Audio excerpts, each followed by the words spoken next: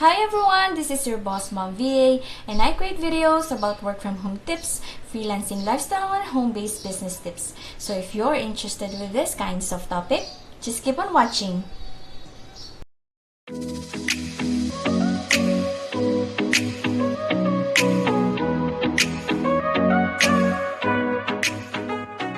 In this video, I will share some tips for you to become a virtual assistant with no experience. So if you're ready, let's begin. Let us define first what is virtual assistant. So according to Google, a virtual assistant, typically abbreviated to VA, is generally self-employed and provides professional, administrative, technical, or creative assistance to clients remotely from a home office. So in simpler terms, yung virtual assistant is like an office assistant, personal assistant, or an admin assistant. So, mostly ng mga tasks nating mga virtual assistant is more of the administrative side. So, maraming klase ng virtual assistant and marami siyang specialization o yung tinatawag na niche. But for this particular video, ang ituturo ko or share ko is yung general virtual assistant, which is wala siyang specific na specialization. Okay? What are the common tasks of a virtual assistant? So, para may idea ka if beginner or newbie ka pa lang. So, ito yung mga common tasks na ginagawa nating mga virtual assistant or naming mga virtual assistant. First is data entry. Ito yung more of the copy-paste, encoding, screenshots. So, basically encoding. Email management, this refers to sending and replying to emails or organizing the inbox for your client. So, calendar management is you are plotting an event, meetings for your client by using a calendar. Next is research.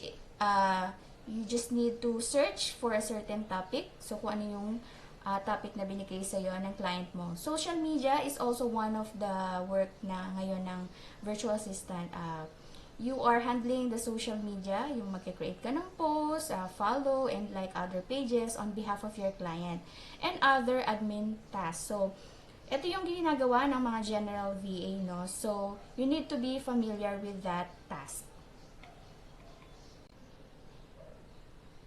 Next, what is the expected rate or salary for VA? So, ito, range lang to ng salary or rate ng mga VA, and I base this sa kalakaran ngayon ng mga online freelancing websites na nakikita ko. So, starting rate is $3 to $5, that's USD per hour, or kung fixed rate naman kayo monthly, it could range from $100 to $500 per month, or depending sa niche nyo, no? It could be higher than that. So, depende sa niche. So, yun yung pwede mong i-offer sa client mo if they're asking for your rate. Okay, next. So before we proceed, if you're new to my channel, meron akong mga series of videos regarding how to start working from home. And yung link ng videos is nasa description box below. And if you're looking for other tutorials regarding work from home, online selling, and virtual assistant, I already have series of videos and pakicheck na lang dito sa channel natin. So next on our topic is what you need to prepare. So ano itong mga kailangan mo munang ihanda bago ka talaga magsimulang mag-work as VA. First is working laptop or PC with at least 4 GB RAM and at least i3 processor. So, hindi kailangan ng brand new, no? Kung nagsisimula ka pa lang, a working laptop or PC, second hand, pwede na yon. Basta at least 4 GB RAM. And kung meron ka namang budget for higher memory or processor, then it's better. Next is good internet connection, at least 3 Mbps. So, prepaid ba? Pwede. Well, sa akin, okay lang yung prepaid kung part-time lang naman yung work mo sa pagiging VA. Pero kung araw-araw ka nang nag-work, like 4 hours and up, I do suggest na mag-line. So, yung mga line naman na internet is 1K meron na and below, 700 to 1K. So, as long as maganda yung connection, no, kung malakas. Kung prepaid naman yung gamit mo, okay lang din. Basta make sure lang na yung connection nyo is maganda yung connection. Kasi Kung mabagal yung connection and load ka ng load is mas lalo kang malulugi or mas lalo kang mamubulubi sa paglo-load. So, it's better na mayroon kang stable connection if kakaririn mo na talaga ang pagiging VA. Next is headset and webcam. Optional lang to, unless calls talaga yung work mo, no, nagko-calls ka. Pero headset and webcam, kailangan siya pag sa mga meetings with your clients or sa boss mo or sa company. You need, syempre, meron kang magandang headset or webcam. Not necessarily brand new, second hand will do. So, yun, kung wala ka pang budget, you can just borrow from your friends or family. Next is email. So, sa email naman, of course, ito kasi yung pinaka-medium, no, para makapag-communicate ka sa client or mag-apply ka ng jobs. So, I do suggest na real name yung gamitin mo sa email mo, no, or para magmukha siyang professional, like davidsmith@gmail.com, Katrina Mendez at gmail.com. You can please use a real name. Ayaw mo naman ng mga alias like x44123@gmail.com kasi hindi siya mukhang professional. For me, professional kapag real name mo na lang yung ginamit mo. And yung email na yan is gagamitin mo siya sa lahat na, no, sa pag-apply sa job, sa pag-sign up sa mga payment method and stuff like that. Next is communication tools like Skype, WhatsApp, Facebook, Messenger, Zoom, etc. So, communication tools, hindi naman siya required agad, but at least mag-prepare ka na mag-sign up sa mga tools na to kasi since ito naman talaga yung usually ginagamit ng mga client to communicate with you. Yung Skype, free lang naman lahat yan. WhatsApp, Facebook Messenger, and Zoom. So, kung kaya mo nang mag-sign up sa mga communication tools na yan or app na yan, then it's better. Next is sign up for payment tools like PayPal, Payoneer, TransferWise, and others. So, usually, yung mga payment is online din ni client kasi nga from abroad sila. And mostly, nagbabayad sila through PayPal, Payoneer, or TransferWise. So, sa PayPal kasi matagal bago ka ma-verify, mga 6 weeks ata.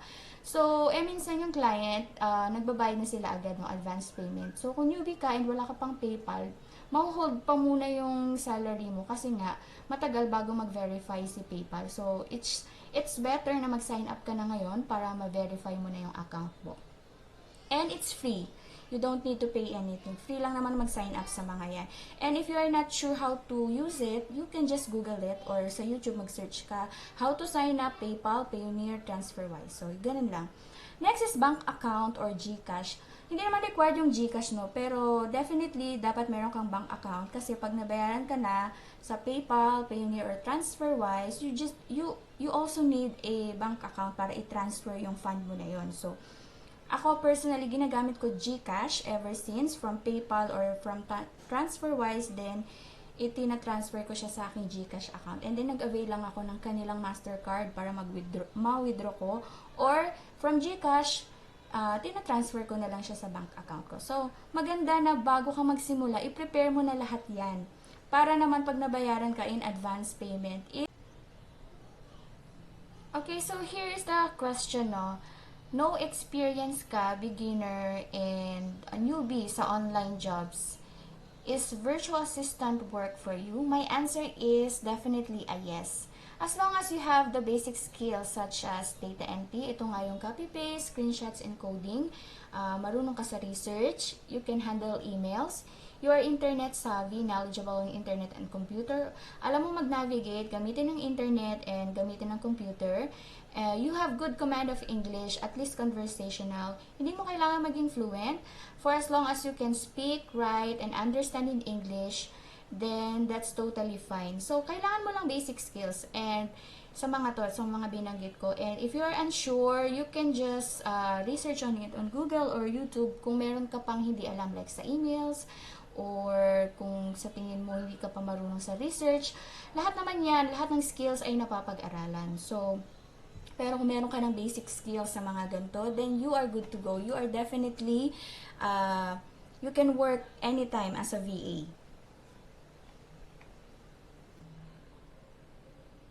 Once you already have the equipment and you already have the basic skills, what's next?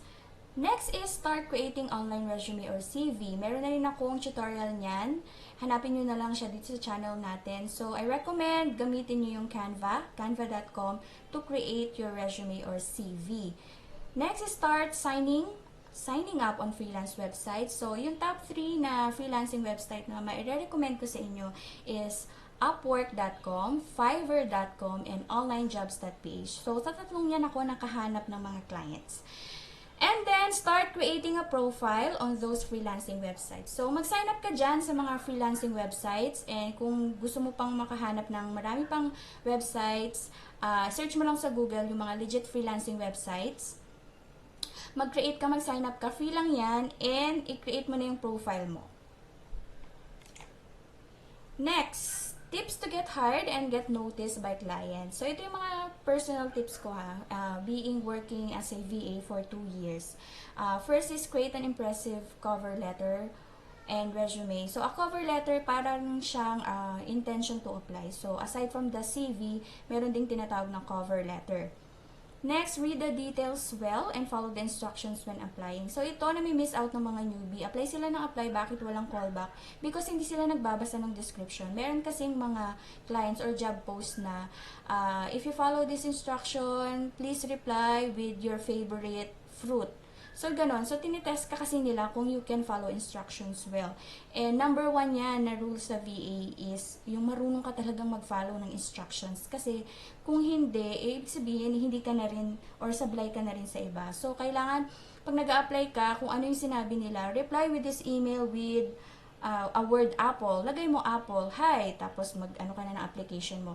So, kailangan mo talagang basahin yung mga details. Next is send at least 1 to 2 times a day and maximize your application. So, sa onlinejobs.ph, up to 10 applications ang pwede mong isubmit. And malaki kasi ang competition ngayon sa mga freelancers. So, as much as possible, I suggest na at least 2 times a day kang mag-apply. Every day, walang sawa. Basta mag-apply ka lang na mag-apply hanggang sa mapansin yung iyong application. Okay, so tapos ng mga applications mo, meron ng callback or meron ka ng invitation from the client or the company that they want a quick interview with you. So, ano yung mga gagawin mo para may chance, may malaking chance ka para ma-hire ka? Before the interview, be on time on the call. Practice first so you are prepared. So, ang ginagawa ko, kunyari meron akong interview. Of course, 30 minutes pa lang, inahanda ko na yung PC ko, siniset up ko na, chinecheck ko na yung mic, yung camera, para naman hindi aberya sa client, ano. And then, pinapractice ko na yung mga dapat kong sabihin, itanong, yung mga usual na isasagot ko, para hindi na ako masyadong mag-buckle, no. So, pwede kang mag-practice na agad sa isip mo lang na paano mo isasagutin yung mga potential na question ng client. Next, during interview, be clear for the rate and schedule of the job and job description. So, kailangan i-clear mo sa kanya kung ano yung rate and yung schedule. Kunyari, kung part-time, flexible ba to? Ask the client, no? Gusto nila yan. Gusto nila yung tinatanong mo sila. And yung job description, ano talaga yung usual task na ibibigay niya sa'yo. So, be clear about it. And prepare questions to ask. Kasi after ng call or after ng discussion, they usually ask you, do you have questions for me? It's better na mag-prepare ka na ng kahit anong questions na related dun sa job. Kasi, way din yan para makita ng client if you are really aiming for that job. Next, after interview, ano yung gagawin mo? So, tapos na yung call. Ako, usually ginagawa ko, nag-chat ako or nagsisend ako ng email to them, thanking them for the call. And you are looking forward for a good result. So, i-chat mo lang siya. Kunyari, after nung Skype call nyo, pwede mo siyang i-chat na, thanks for the call, David. I'm looking forward to hearing from you soon. Yung gano'n lang, short lang. You don't need to, yung mahaba pa, blah, blah, blah. Basta, i-thank you mo lang sila. And then, that's it. Wait for the call back. Okay, so this is the last part of our discussion for this topic. So here's my reminder and tip for you. If no callback after a week, you can follow up once to ask the client, no? Pwede naman yun, mag-follow up ka lang. Kasi minsan yung mga client or company, they are just busy. So follow up mo lang, i-chat mo or email mo kung ano ba yung feedback nila. Next is keep on applying every day. So, yun talaga. Dahil malaki talaga yung competition ngayon sa freelancing work, sa freelancing world, is you really need to step up. So, apply ka lang ng apply every day. Huwag kang mapagod mag-apply. Ako, it took me 4 months for me to land my first client, to land my first job. So, if di ka nag-apply or seldom ka lang nagsisend ng applications, ano yung chance, or maliit lang yung chance talaga na mapansin ka ng client. Pero, mind you, no, na kapag once na nakapag-apply ka na, nagkaroon ka na ng magandang rating sa first na client mo, tuloy-tuloy na yan. Maniwala ka sa akin na tuloy-tuloy na, sunod-sunod na yung mag-o-offer sa'yo. Kasi, meron ka ng good rating sa mga platforms. And of course, yung client mo, pwede ring i-recommend ka sa iba niyang kakilala. So, more chances for you na makapag-work ka sa ibang clients. And last but not the least, keep on learning.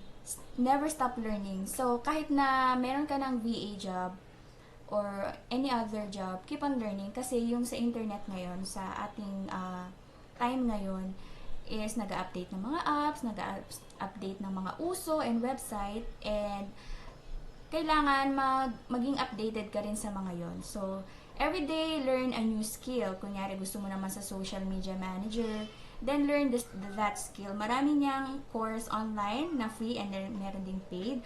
Kung gusto mo maging Amazon VA and stuff like that. So, mag-focus ka sa niche. Kung gusto mong i-level up pa yung pagiging VA mo at mag-focus sa other niche or specialization. And then, yeah, that's my tip for you. Keep on learning. Never stop learning. Alright? That's it for today's video. Thanks for watching, guys. Please subscribe to this channel and hit the notification bell para lagi kang notified pag meron tayong bagong video. And also, we do have a Facebook page, Boss Mom VA. You can follow me on our page and also please like the page. So, see you again next time. Bye now!